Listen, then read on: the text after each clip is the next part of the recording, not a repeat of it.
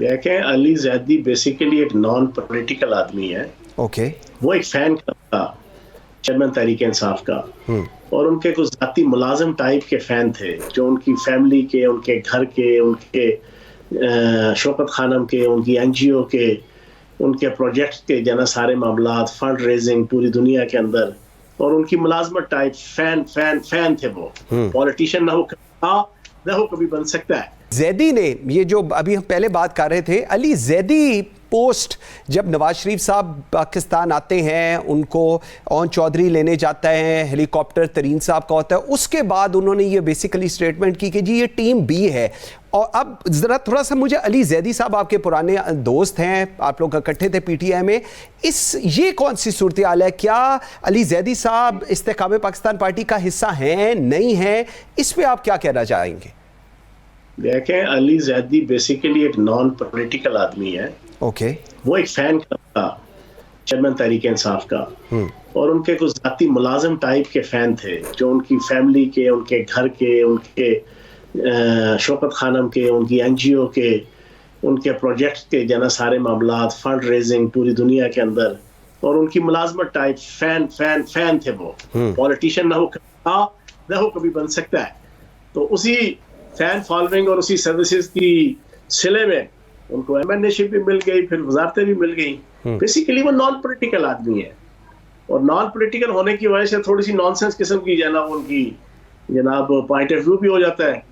خود ہی آپ آ کے بیٹھتے ہو ڈنر پہ, ادھر آ کے چیئرمین کے خلاف تقریر کرتے ہو, ٹھیک ہے, اور پھر اگلے دن آپ پریس کانفرنس میں بھی خود موجود ہوتے ہو, اور پھر جناب لوگوں کی طرف سے جب کچھ چھتر پڑتے ہیں یا لوگوں کی طرف سے مخالفت ہوتی ہے یا بھاری اور تند اور مخالف ہوا چلتی ہے, ساتھ ہی آپ اپنا ٹریک بدل لیتے ہیں. آپ چاہتے ہیں کہ جناب آپ کو تحریک انصاف کا پاپولر اگر کوئی سٹینس یا ووٹ یا لوگوں کی حمایت ہے تو اس کے مزے بھی آپ لوٹیں, اور جان بھی چھوٹ جائے 9 مئی کے معاملات سے. جو حرکتیں جو کرتوتے کچن کیبنٹ کے طور پہ آپ چیئرمین تحریک انصاف کے ساتھ تھے, تو وہ نان پولیٹیکل آدمی ہے.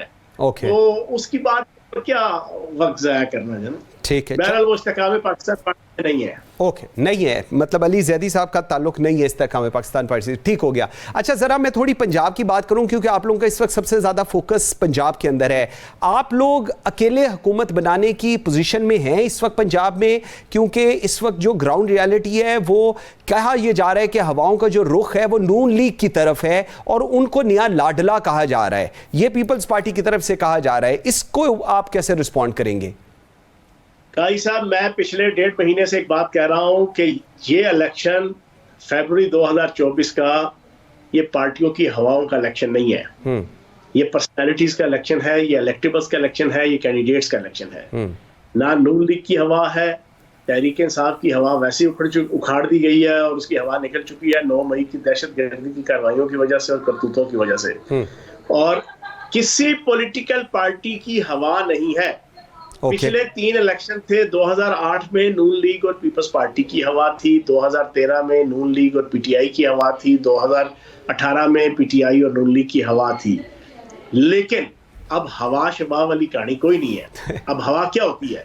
آپ کھمبے کو کھڑا کر دیں, آپ کھوتے کو کھڑا کر دیں, آپ خچر کو کھڑا کر دیں, آپ ایک ڈل انسان کو کھڑا کر دیں, آپ کسی نیو کمر کو کھڑا کر دیں, آپ کسی سیاسی کارکن کے بجائے سیاسی کارٹون کو کھڑا کر دیں, وہ پارٹی ٹکٹ پہ الیکشن جیت جاتا ہے یا بڑا اچھا کامیاب الیکشن لڑ لیتا ہے. یہ چیز اب نہیں ہے.